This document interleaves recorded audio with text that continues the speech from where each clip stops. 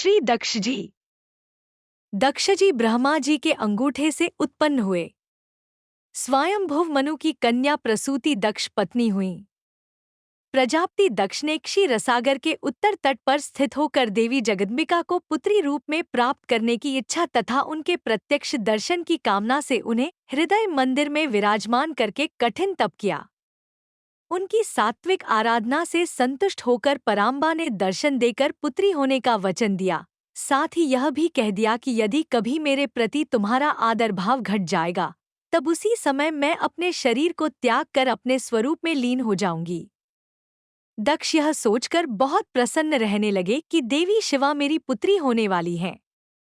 सृष्टि विस्तारार्थ ब्रह्मा जी की आज्ञा से दक्ष प्रजापति ने पंचजन प्रजापति की असिकनी नाम की कन्या को पत्नी रूप में स्वीकार कर हर्यश्व संज्ञक 10,000 पुत्र उत्पन्न किए। पिता की आज्ञा से उत्तम सृष्टि के उद्देश्य से वे हर्यश्वगण नारायण सरोवर पर जाकर तप करने लगे। इन्हें अधिकारी जानकर देवर्षि नारद जी ने आत्मतत्व का उपदेश देकर निवृत्तिपरायण बना दिया। तत्पश्चात दक्ष ने शबलाश्वसंज्ञक 1,000 पुत्र उत्पन्न किए, परंतु श्री नारद जी ने इन्हें भी पूर्ववत ही परमार्थ पथ का पथिक बना दिया। अब की बार दक्ष ने कुपित होकर श्री नारद जी को शाप दे दिया कि आज से तीनों लोकों में विचरते हुए तुम्हारा पैर कहीं स्थिर नहीं रहेगा। नारद जी ने इसे भगवान की इच्छा ही मानकर शाप शिरोधार्य कर लिया। श्री दक्ष जी ने प्रसूति के गर्भ से 24 कन्याएं उत्पन्न करके उन्होंने बड़ी प्रथम 13 कन्याएं धर्म को ब्याह दी। शेष 11 में से एक अग्नि को, एक शिव को, एक पितृगण को ब्याह दी और अन्य 8 मरीचि, अत्रि, अंगिरा, पुलस्त्य, पुलह, क्रतु, वसिष्ठ, भृगु इन 8 प्रजातियों को ब्याह दी। प्रसूति की कन्याओं द्वारा विशाल वंश परंपरा त्रिलोकी में फैल गई। प्रजा की वृद्धि का कार्य जैसा दक्ष द्वारा हुआ ऐसा किसी से न हुआ, इसलिए ब्रह्मा जी ने इन्हें प्रजापतियों का नायक बना दिया। अति प्राचीन काल में एक बार विश्व स्रष्टाओं ने एक यज्ञ किया था जिसमें समस्त परमर्षि, देवता, मुनि और अग्नि आदि अपने अपने अनुयायियों सहित आकर उपस्थित हुए। जब सूर्य के समान तेजस्वी दक्ष उस समय वहां आए तो दक्ष को देखकर उनके तेज से प्रभावित और धर्षित चित्त होकर श्री शिवजी और ब्रह्मा जी को छोड़कर अन्य सभी देवगण, ऋषिगण आदि सदस्यगणों ने अपने आसनों से उठकर सम्मान किया। दक्ष अपने पिता ब्रह्मा जी को प्रणाम कर और उनकी आज्ञा पाकर उनके दिए हुए आसन पर बैठ गए। दक्ष ने यह देखा कि शिवजी आसन पर बैठे ही रहे, उठकर उन्होंने सम्मान नहीं किया। उनके इस व्यवहार से अपना अपमान समझकर क्रूर दृष्टि से उनकी ओर देखा और इस महासभा में ही उनको बहुत दुर्वचन कहे और पछताने लगे कि मैंने केवल ब्रह्मा जी के कहने से ही ऐसे पुरुष को अपनी सुंदरी साध्वी भोली भाली कन्या दे दी। दुर्वचन कहकर दक्ष ने श्री शिवजी को शाप भी दिया कि देवयज्ञों में इंद्र उपेंद्र आदि देवगणों के साथ वे यज्ञ का भाग न पाएं। श्री शिवजी कुछ भी न बोले। शाप देकर अत्यंत क्रुद्ध हो दक्ष सभा से निकलकर अपने स्थान को चले गए।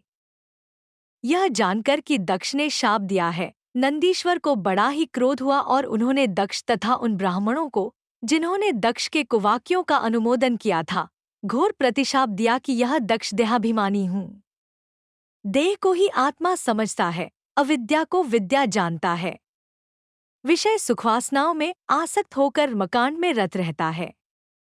अतएव यह जड़ पशु है, पशुओं के समान यह स्त्री लंपट हो और इसका मुख शीघ्र बकरे का हो। यह सदा तत्वज्ञान से विमुख रहे। इस प्रकार परस्पर शाप देने के बाद श्री शिवजी भी अपने गणों सहित वहां से चल दिए। कालांतर में दक्ष ने रुद्र का अपमान करने के लिए ही बृहस्पतिसव नामक यज्ञ किया। यज्ञ में शिव का अपमान देखकर सती ने शरीरत्याग कर दिया। सती के तनत्याग को श्री शिव के सुनकर गण ने दक्ष का यज्ञ विध्वंस कर दिया।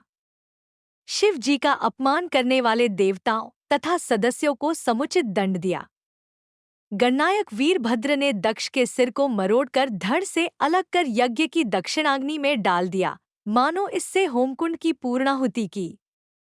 अंत में यज्ञशाला को जलाकर शंभुगण कैलाश को लौट आए।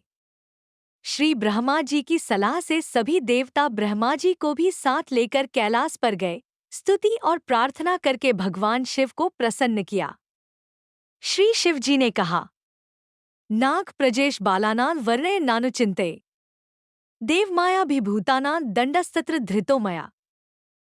अर्थात प्रजापते, भगवान की माया से मोहित हुए दक्ष जैसे नासमझों के अपराध की न तो मैं चर्चा करता हूँ और न याद ही। मैंने तो केवल सावधान करने के लिए ही थोड़ा सा दंड दे दिया। तत्पश्चात शिवाज्ञानुसार दक्ष के धड़ से बकरे का सिर जोड़ दिया गया। श्री शिव जी की कृपा से दक्ष सोकर जागे हुए के समान जी उठे। दक्ष का हृदय शुद्ध हो चुका था। श्री शिव के प्रति श्रद्धा का सिंधु उमड़ पड़ा और बड़े ही विनीत भाव से उन्होंने शिव की स्तुति की। इसके बाद पुनः यज्ञारंभ किया गया, जिसमें यज्ञपुरुष भगवान विष्णु ने साक्षात प्रकट होकर दक्ष को ज्ञानोपदेश देते हुए शिव ब्रह्मा तथा स्वयं में तात्विक एकता का निरूपण किया। सबने भगवान की स्तुति की। यज्ञ सानंद संपन्न हुआ।